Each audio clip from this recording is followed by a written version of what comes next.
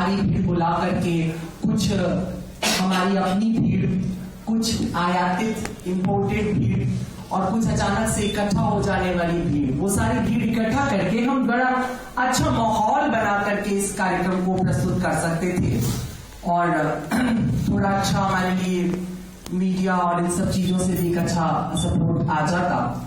लेकिन मेरे लिए बहुत महत्वपूर्ण था कि हम कुछ गंभीर बातें करें, क्योंकि आज का दिन परिकल्पना के लिए जो एक रखी गई है, हम भारत हैं, उस परिकल्पना को आप सबके बीच प्रस्तुत करने के लिए चुना गया।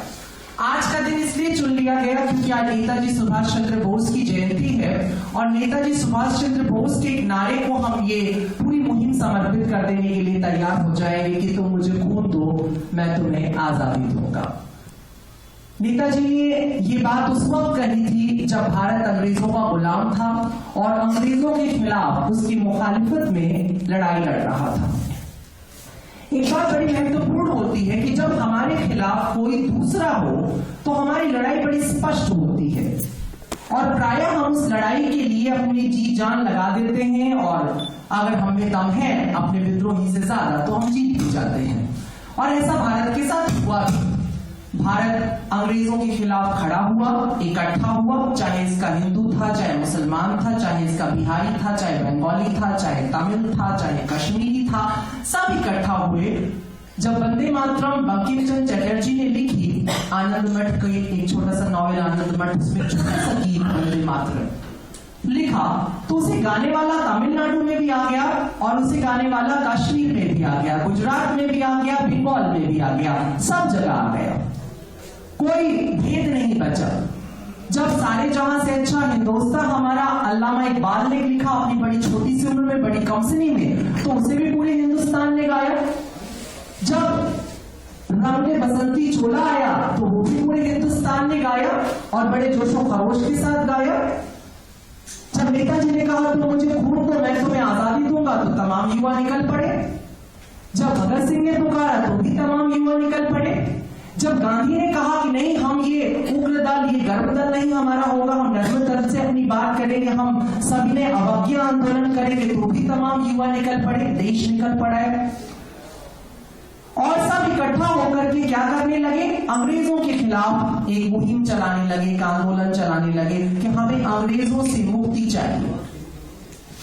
अंततोगत्वा हम इस बात में सफल होते हैं। भारत 15 अगस्त 1947 को अंग्रेजों से वो यूनियन जैक उतारने में सफल हो जाता है, उसकी जगह तिरंगा झंडा लगा देता है। फिर 1-2 बरस और बीतता है और हम रिपब्लिक हो जाते हैं, गणतंत्र हो जाते हैं। ये भी घटना घट जाती है। ये दो चीजें मुझे लगता है थोड़ी देर या तो मैं बोल लूं या आप लोग दूसरे कार्य कर लें, ठीक है? मुझे थोड़ा सा डिस्टर्बेंस होता है।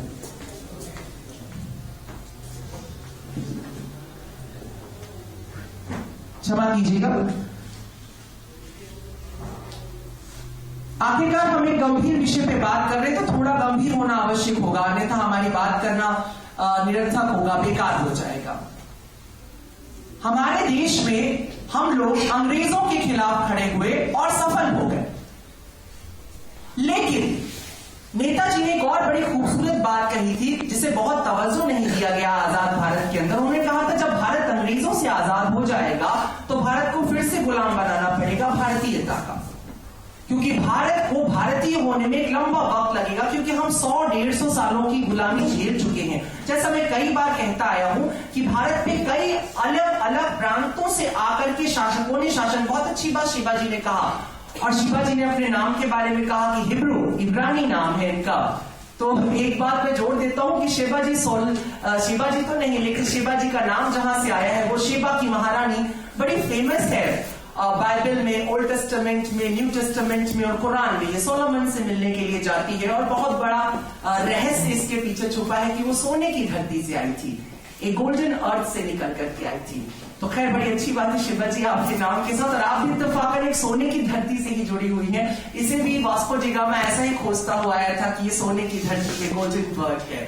ठीक है, तो ये गहरा संबंध है आपका भारत के साथ, आपके नाम का भी। भारत ने अंग्रेजों के खिलाफ अपना संघर्ष किया और उसमें वो सफल हुआ, लेकिन अंग्रेजियत के खिलाफ जो एक संघर्ष होना था वो संघर्ष भारत में नहीं हुआ। मैं जब अंग्रेजियत कह रहा हूं तो कतई मत समझिएगा कि मैं कह रहा हूं कि अंग्रेजी भाषा के खिलाफ, अंग्रेजी तकनीक के खिलाफ या अंग्रेजी जो मॉडर्निज्म है उसके खिलाफ, बिल्कुल नहीं। मैं कतई इसकी मुखालिफत नहीं करता, मैं कतई इसके विरोध में नहीं हूं।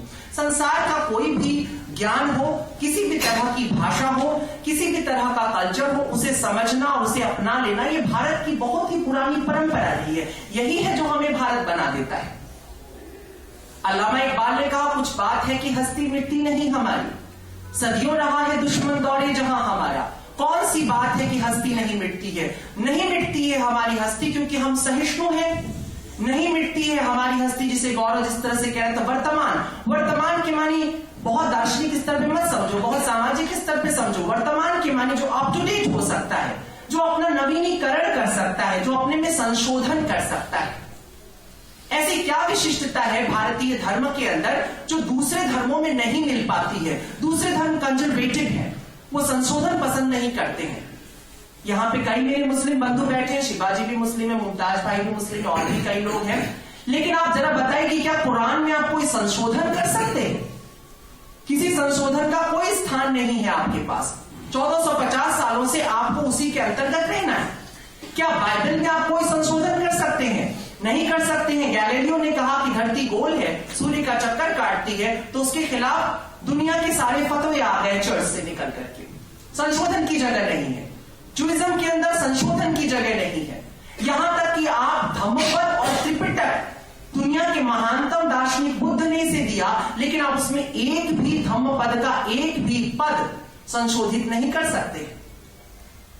ये सभी कंजर्वेटिव रिलीजन है। बुद्ध नहीं है कंजर्वेटिव, पैगंबर साहब नहीं है कंजर्वेटिव, जीसस नहीं है कंजर्वेटिव, वो सब अप टू डेट है, सभी मॉडर्न है। सभी ने अपने युग में सर्वश्रेष्ठ बात कही, अपने समाज को परिवर्तित कर देने के लिए, बदल देने के लिए। लेकिन जो उसके पीछे सेक्ट खड़ा हुआ, जो रिलीजन खड़ा हुआ, जो इमेज खड़ी हुई, वो कंजर्वेटिव है, रूढ़िवादी है, ऑर्थोडॉक्स है। आजकल तो फंडामेंटलिस्ट का मतलब सिर्फ मुस्लिम बना दिया जाता है, लेकिन ऐसा नहीं है। फंडामेंटलिस्ट वो कोई भी हो, कम्युनिस्ट भी फंडामेंटलिस्ट है, जो टिका हुआ है कि दास कैपिटल के बाहर कोई ज्ञान ही नहीं आता है। कोई भी बात जो एंजल ने नहीं कही है, मार्क्स ने नहीं कही है, वो बात हो ही नहीं सकती सही, इडियोटिक।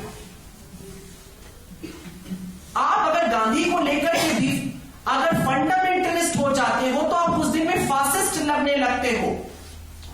उसके बाद आपका आंदोलन भी फासिस्ट हो जाता है, हड़ताल और धरने भी फासिस्ट लगने लगते हैं। जब तुम अपने को अप टू डेट नहीं करते हो, जब तुम अपने में संशोधन नहीं करते हो, बदलाव नहीं लाते हो, तो फिर तुम अपने आप ही फासिस्ट हो जाते हो, फंडामेंटलिस्ट हो जाते हो, पुराने हो जाते हो, और तुम्हें बाहर कर देने की प्रक्रिया शुरू हो जाती है, चाहे अनचाहे। इसलिए दुनिया के सारे रिलीजन धीरे धीरे अपनी वैल्यू खो रहे हैं बिना कहे। हम में से कौन है? हम सभी रिलीजन से जुड़े हैं, कोई हिंदू है, कोई मुस्लिम है, कोई सिख है, लेकिन हम में से बताइए कौन अपने रिलीजन के प्रति पूरी तरह से ईमानदार रह गया? हम में से कोई नहीं रह गया।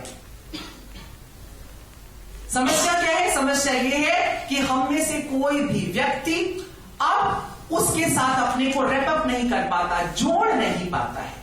तकनीक हमें कहीं और ले जा रही है, हमारा जो ज्ञान है, हमारी जो सूचना है, वो हमें कहीं और ले जा रही है, और हमारा रिलीजन हमें कहीं और रखने की कोशिश कर रहा है। एक जमाने में मिर्जा गालिब ने कहा था, जब भारत में अंग्रेज आने लगे, जब ट्रेन आने लगी, लाइट आने लगी, तो उन्होंने बड़ा खूबसूरत सा शेर कहा कि ईमान मुझे रोके है, जो खेचे है मुझे कुफ्र, काबा मेरे पीछे, कलीसा मेरे आगे।